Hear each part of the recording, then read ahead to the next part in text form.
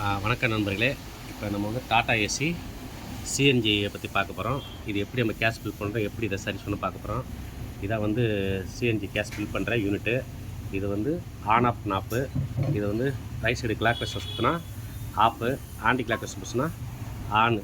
ஓகேங்களா? இது வந்து கேஸ் ஃபில் பண்ணுற டஸ்ட்டு ப்ளக்கு. ஓகேங்களா? அந்த ப்ளக்கை பிடிங்கிட்டு தான் இதான் அந்த ப்ளக், டஸ்ட்டு ப்ளக்னு பேர். இந்த ப்ளக்கை பிடிங்கிட்டு தான் நம்ம கேஸ் ஏற்றுவோம். இந்த இதில் தான் கேஸ் ஏற்றுவோம். அது மாதிரி இந்த பக்கத்தில் இருக்க சுவிட்சு பேர் மைக்ரோ சுவிட்சுன்னு பேர். இந்த கேஸ் ஏற்றிட்டு இந்த திரும்ப இந்த சுவிட்சை சொருனா மட்டும் தான் வண்டி ஸ்டார்ட் ஆகும். இதை நம்ம மாட்டாமல் விட்டாலோ இந்த பின்னை சுராமல் விட்டாலோ வண்டி வந்து ஸ்டார்ட் ஆகாது. ஓகேங்களா? இதில் வந்து முன்னாடி மேக்னெட் இருக்குங்க பாருங்கள்.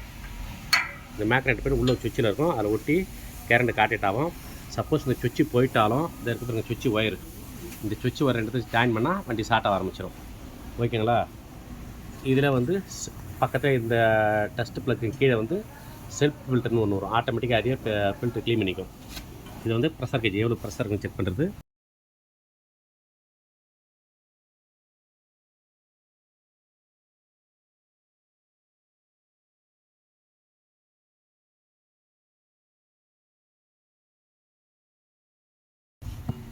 இந்த சிலிண்டருக்கு போகுது.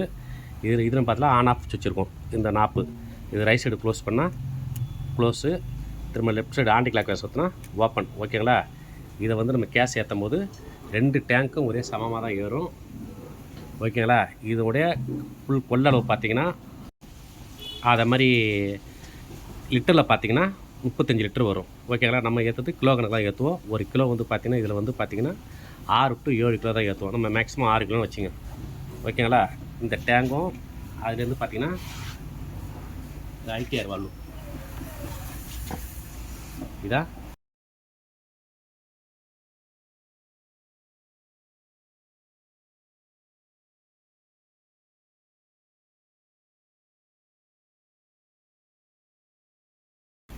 ஐடிஆர் வால்வுன்னு பேர். இந்த வால்வு ஸ்டக் ஆகிட்டா என்ன செய்யும், உங்களுக்கு வந்து கேஸ் ஏறாது. உடனே டக்கு டக்குன்னு கேஸ் வந்து ஆஃப் ஆகிடும். இதான் வந்து ப்ரெஷர் சென்சார் சுவிட்சு. இது வந்து சாலிட் சுவிட்சு. அதை நம்ம கேஸ் ஃபில் பண்ணுவோம். பார்த்திங்கன்னா நம்ம கேஸ் அங்கே இதில் வந்து கேஸ் நம்ம ஏற்றும் போது பார்த்திங்கன்னா 200 பார் ப்ரெஷரில் ஏற்றுவோம். அதே மாதிரி இதில் 200 பார் ப்ரெஷர்லேருந்து கேஸ் வந்து இன்ஜினுக்கு போகிற அவுட்டு, இது வந்து அவுட் போர்ட்டு. இந்த அவுட் போர்ட்டு பார்த்திங்கன்னா உங்களுக்கு வந்து 5 இல்லைனா 5.5 பார் ப்ரெஷரில் தான் கேஸ் வந்து அவுட் ஆகும். ஓகேங்களா?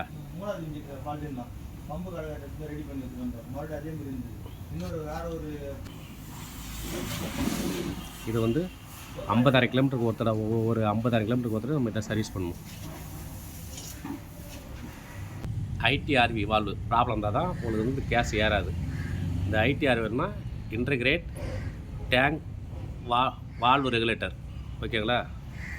ரைட்டுப்பா.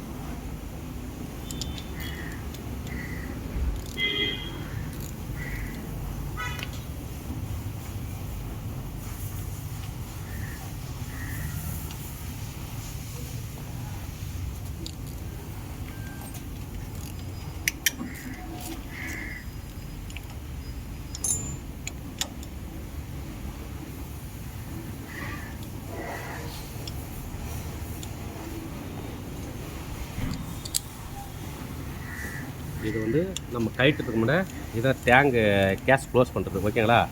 இந்த வால் வச்சு தான் டேங்க் நம்ம க்ளோஸ் பண்ணிக்கணும். 2 சிலிண்டர் வரும். ஒவ்வொரு சிலிண்டரோட கெப்பாசிட்டி பார்த்திங்கன்னா 6 லிட்டர் தான் கொள்ளளவு.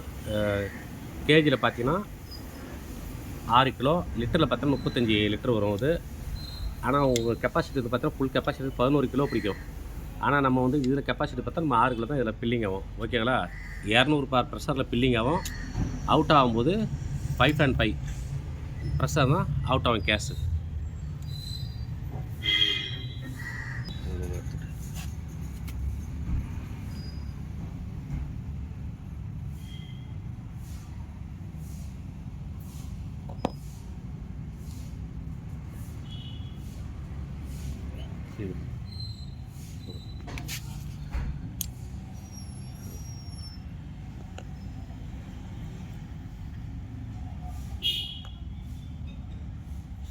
ஓகேங்களா? இதுதான் அந்த ஐடிஆர்வி அளவு.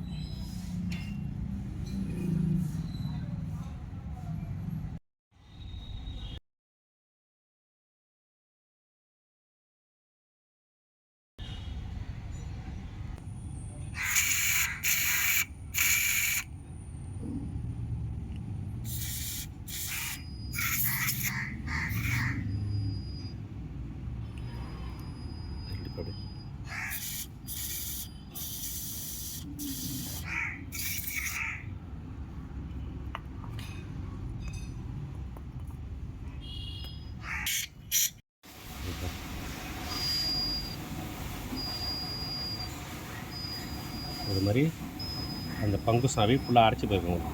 அடைச்சிட்டா கேஸ் ஏறாது. ஓகேங்களா?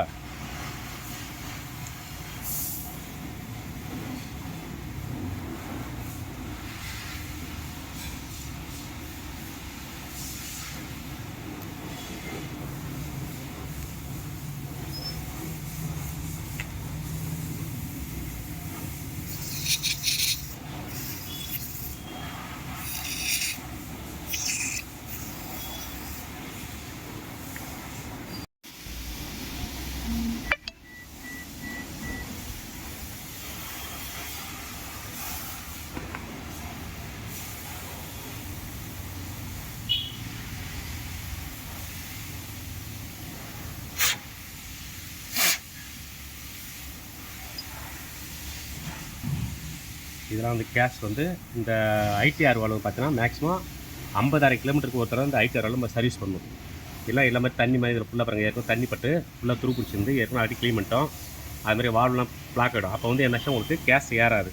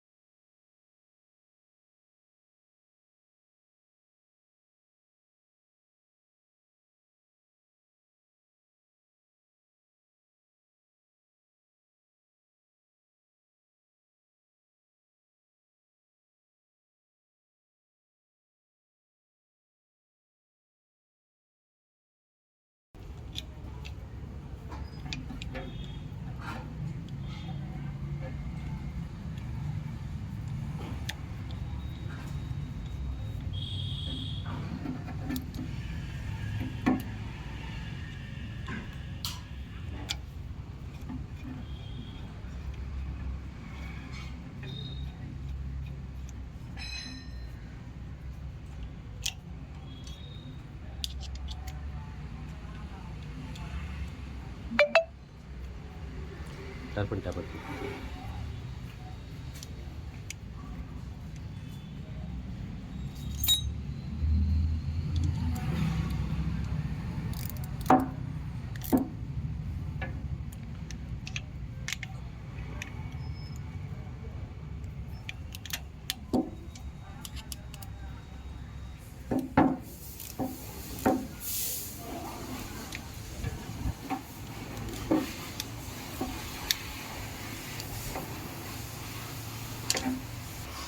இந்த ஐடிஆர் வால்வு பார்த்தீங்கன்னா செட்டாக கயிட்டுறது கொஞ்சம் கஷ்டம்.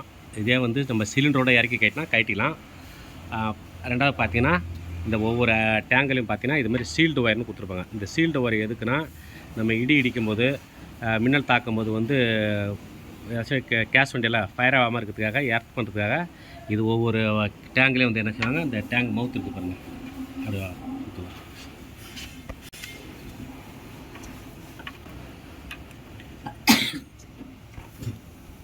இந்த டேங்க் மவுத்தில் சுற்றி ஒரு டேப் அடிச்சு விட்றாங்க. அப்போ வந்து உங்களுக்கு இந்த சீல்டு ஒயர் வந்து எர்த் ஆகிடும். ஓகேங்களா? அது மாதிரி பார்த்தீங்கன்னா இந்த சுவிட்சு வந்து சாலினாய்டு சுவிட்சு.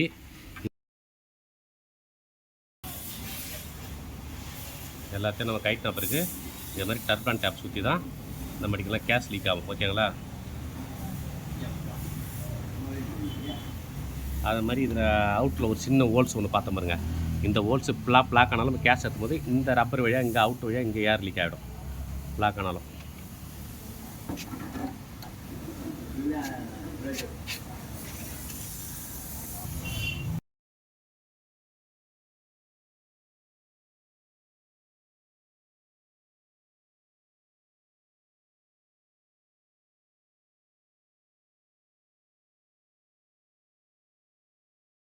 ஐடிஆர் வால்வு வந்து நம்ம வந்து சர்வீஸ் பண்ண மாட்டேச்சு. இது வந்து ஒவ்வொரு 50,000 கிலோமீட்டர் தரையும் இதை கைட்டு நம்ம சர்வீஸ் பண்ணோம். இது பண்ணிட்ட பிறகு அடுத்தாப்பது இந்த ஃபில்ட்ரு கேஸ் ஃபில்டர் இருக்குது பாருங்கள். இது ஒவ்வொரு 30,000 கிலோமீட்டர் வந்து நம்ம சர்வீஸ் பண்ணோம். அந்த கேஸ் ஃபில்டர் எங்களை பார்க்கலாம் வாங்க.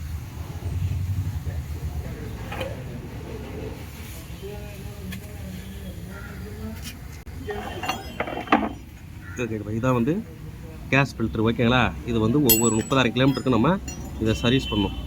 இதில் பார்த்தீங்கன்னா கைட்னா அந்த லிக்விடு மாதிரி ஃபார்ம் ஆகும், ஆயில் மாதிரி. அது வெளில டஸ்ட்டு ஃபார்ம் ஆகிருக்கும். ஓகேங்களா?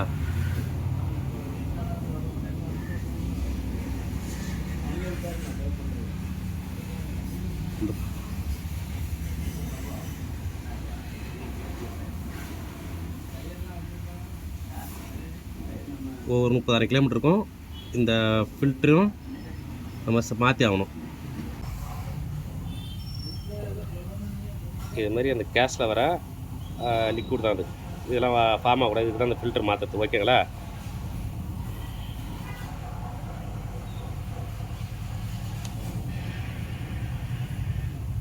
இந்த ஃபில்டரையும் சேஞ்ச் பண்ணி ஆகணும். ஓகேங்களா?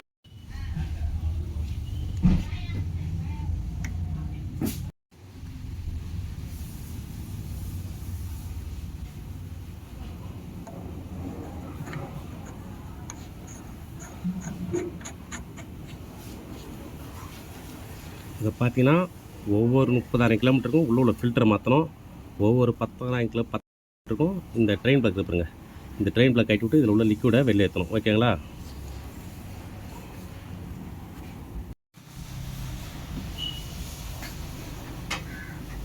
இப்போ நம்ம கிட்ட சர்வீஸ் பண்ணி மாட்டியாச்சு. ஓகேங்களா? மாட்ட பிறகு இந்த சிலிண்டர் உள்ள கேஸ் வந்து ஓப்பன் பண்ணுறோம். ஓப்பன் பண்ணிட்டு இப்போ இந்த டேங்கில் உள்ள கேஸ் வந்து இந்த டேங்க் ஏறிட்டு இருக்கு. ஓகேங்களா? ஏறிட்டு இருக்கு. ஒரு வாட்டர் பாட்டிலில் ஷாம்பு சோப்பு ஏதாச்சும் வச்சுட்டு இது லீக் இருக்கான்னு செக் பண்ணி பார்க்குறோம்.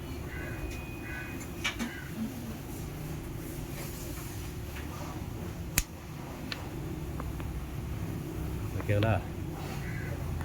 எதுவுமே லீக் இல்லை.